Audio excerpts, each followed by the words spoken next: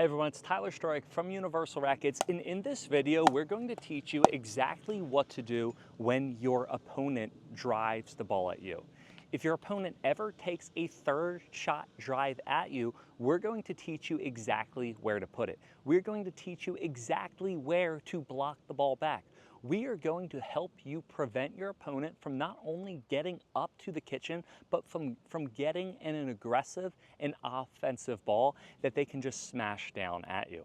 Have you ever felt like someone took a drive at you, you tried to get it back, and then they're just up to the kitchen and they smash the ball at you and you can't win the point, you can't get a hold of the point? Guess what? This is the video. We're going to teach you exactly how to stop your opponents from doing that. So make sure to buckle your seatbelts and stay tuned, because this is going to be an amazing video on exactly what to do with your opponent's drive. Let's go.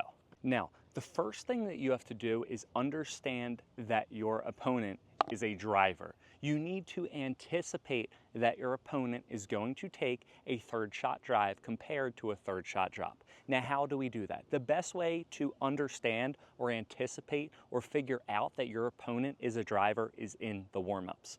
When they warm up and after they dink, when they go back to the baseline, are they working their way back from the kitchen to the baseline in the transition zone? Are they hitting more drops than drives? Or when they're back here, are they just driving the ball every single time? If they're driving the ball way more than they drop, or if they don't even hit drops, you need to understand that they are going to be a driver. If you play closer to club, beginner, intermediate level pickleball, they probably are going to drive the ball more than when they drop. So you need to, again, anticipate it, because if you can anticipate that your opponent is going to drive the ball rather than drop, it's going to help you ensure that your body's in the proper position. Because when someone drives at you, you don't have time. The first thing that you have to do is after you anticipate that your opponent's going to drive the ball at you, now it's time to get into the proper position. The main thing that you don't want to do other than missing the ball is pop the ball up. Have you ever felt like your opponent drive the ball at you, then they hit the next ball and you automatically lose the point? It's because you're giving your opponent's balls above the net. Anytime that you give your opponent or you get a ball higher than the net, you can hit down on the ball. When you can hit down on the ball, they are going to be aggressive. If you want to be really effective with your opponent's third shot drives, instead of just getting the ball back, you need to hit the ball down into the court. So when your opponent hits these next shots, which is their fifth shot, they're going to have to lift the ball up rather than hit the ball down into the court. So where you want to aim on these volleys, when you're up the kitchen blocking these balls back, you want to aim halfway between the net and the baseline. You want to be aiming around here. You don't want to think that you have to win the point. And this is where too many players go wrong, and they end up popping the ball up because someone drives at me and I'm using my testosterone. Rah, here we are, right? So someone drives the ball at me and I need to think that I need to hit it as hard as I can back. Or I think fight or flight, or I'm not letting them hit this good drive. And what do? I tense up, I hold the paddle tight. If you hold it tight, it's not going to be right, and you're going to pop the ball up, and you and your partner are going to get in a fight, all right? So what do I mean by that? When you tense up, you're going to pop the ball up, and then your opponent's going to come in after a drive, and they're going to smash the ball down. Instead of tensing up, you need to absorb. Once again, instead of tensing up on your opponent's drives, when you volley this ball back, you need to think A, block, and B, absorb the pace. By absorbing the pace on your paddle and not holding your paddle super tight, it's not only going to pop the ball up, but also it's going to help it stay low in the court. So when someone drives the ball at you, you need to think absorb the pace. Notice how little my paddle moved. I'm keeping my paddle out front. I'm holding a loose grip. By holding a loose grip, that's going to absorb it, and I'm just pushing it. I'm blocking it back. I don't have to win the point. So what I want you to do next time you go out and someone drives the ball at you, and try to do this more in practice or games that don't matter, don't bring this to a tournament all of a second, but when someone drives the ball at you, I want you to stand here, get your contact down front, and try to move your paddle as little as possible. If you're losing a lot of points on your opponent's third shot drives and they're just getting up to the kitchen, it's probably because A, you're holding your paddle too tight, or B, you're moving your paddle too much.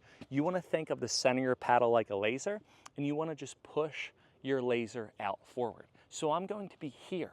I'm not going to be here. Notice my body is still down. Now, when you aim, you want to aim again halfway between the net and the baseline. You want to aim around back here. I want you to understand why. If I am a driver, I'm going to hit my third shot drive. You're going to block the ball back. Now, if you give me a super high one, I'm just going to come in again, and that's what you don't want it to look like. However, if you can aim halfway between, 9 times out of 10, that's going to be at their feet. Now, if I'm making contact as a driver because you block the ball back and you absorb the pace and you hold the paddle loose just like we worked on, now if you aim at my feet, it's going to force me to do what? It's going to force me to lift the ball up. It's going to force me to make contact below the net and have to swing up to get the ball over a net and into the court. What it's not going to allow me, it's going to limit me from coming from high to low, coming down into the court. Now, if you're up at the kitchen and you aim at my feet, and now I'm going like this, if I'm really good, I'm going to be able to neutralize the ball. But if I'm not really good, or if I don't have the most perfect shot, if I'm here hitting this shot, you're already up at the kitchen, guess what? You're on offense, I'm on defense. The roles are reversed. If you can think that you're absorbing and aiming around here on your volleys, it's going to give you the upper hand, and now the roles are reversed again. I'm trying to drive the ball. You're holding the paddle loose, not tight. You're pushing it forward. You're shining your laser forward. I drive the ball. You block it back. Now I'm down here. I was on offense, but now I'm down here. I pop the ball up. You're already at the kitchen. Boom, you're hitting the ball higher. Guess what? You won the point. And the thing is if you can do that, if you can get the ball at your opponent's feet and try to keep your opponent's back rather than up, you're going to win more pickleball points, but also you're going to make your drivers think that they have to go for more. If you keep on blocking the ball back at my feet and these drives are not doing anything for me, I'm going to, as the driver, start feeling like I have to go for more. And what's going to happen? I'm going to overhit, I'm going to hit the ball out, or maybe after that, guess what? I'm going to give up driving. So the best way to beat a driver is to show them that their drives are not going to work. And how are we doing that again? We just went over. We're holding our paddle loose. We're pushing it as little as possible. We're blocking it back. We're not trying to win the point. We're just trying to get that ball a little bit deep and low at our opponent's feet. And what are we going to do? We're going to make sure that we are ready for the next ball. And by doing that, that's going to eliminate your driver's confidence. And guess what? You're going to be able to win more pickleball points that way. Now, the biggest way to do this again is to limit your swing movement and to also go forward. Any time that the drive is above my shoulders, if the drive is going fast, they say, and it makes sense, is shoulder high, let it fly. So any ball around here, let it go. But any bit lower, all you want to do is just go forward with your grip. You want to make sure that you have continental grip, your paddle's always open, and you're just going forward. If you can train with targets, and right now we're trying to keep the phone out of the sun, but on this side right here, this are my targets. This is where I'm going to go. We'll keep it in the sun for 1 second. But notice, there are my targets. And what you need to do is you need to get someone to hit drives at you. You need to be at the kitchen side. And all you're going to do again is just block that ball back. So I'm going here at the targets, here at the targets, here at the targets. By doing that, it's going to keep your opponents back. If I'm driving the ball, and again, you hit a high ball, what's going to happen? I'm going to what?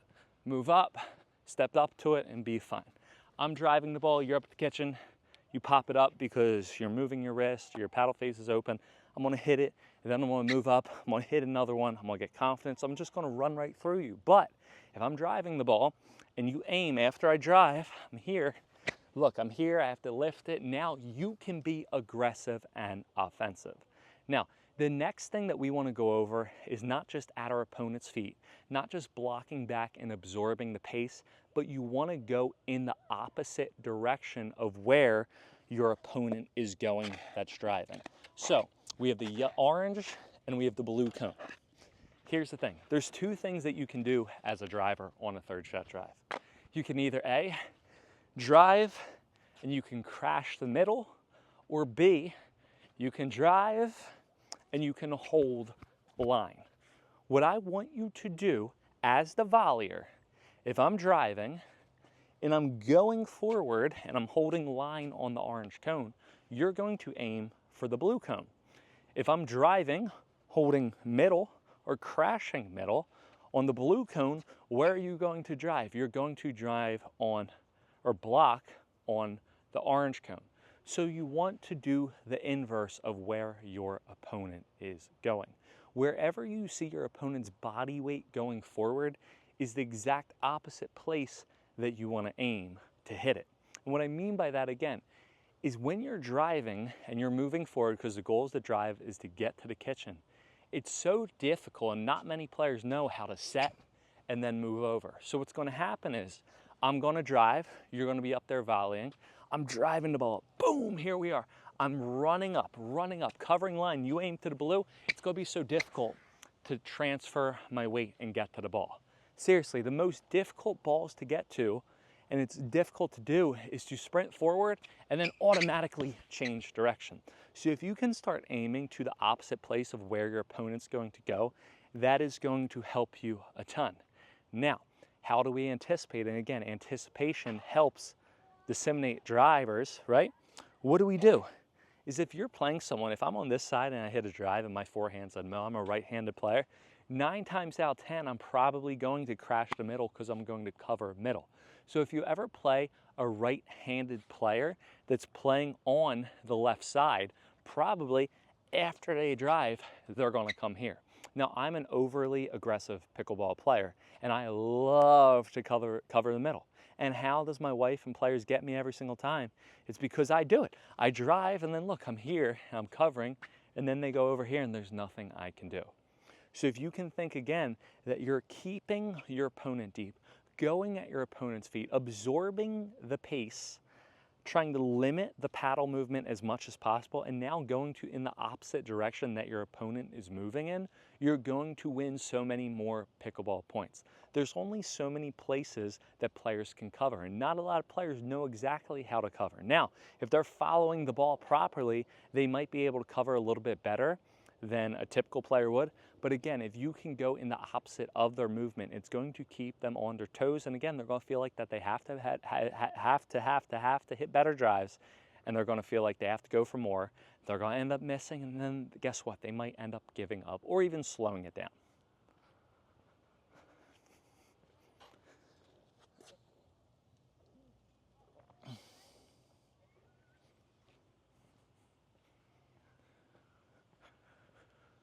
So remember, when someone drives the ball at you, you're keeping your paddle out front, you're limiting your paddle movement, you're going at your opponent's feet or halfway between the net and the baseline, you're going to the opposite cone, and you're going to win so many more pickleball points. If you can follow these tips, if you can follow these tricks, if you ever deal with bangers and you struggle with bangers, you got to show the bangers that what they are going to do is not going to work. We did a whole video on the exact technique on how to block back hard drives at you, as well as all different hard shots, how to block back powerful shots. I'm going to link that into the description and you can check it out. But again, in this video, if you can follow these 3 things on how to absorb the pace, go at the opponent's feet, go in the opposite direction, guess what? You're going to beat all these bangers. Guess what? You're going to beat them. If you guys enjoy this video, make sure to click the link, share with your friends, share with your family. The best way to support this channel is to share. Have a good one, happy hitting, and we will see you guys next time on court.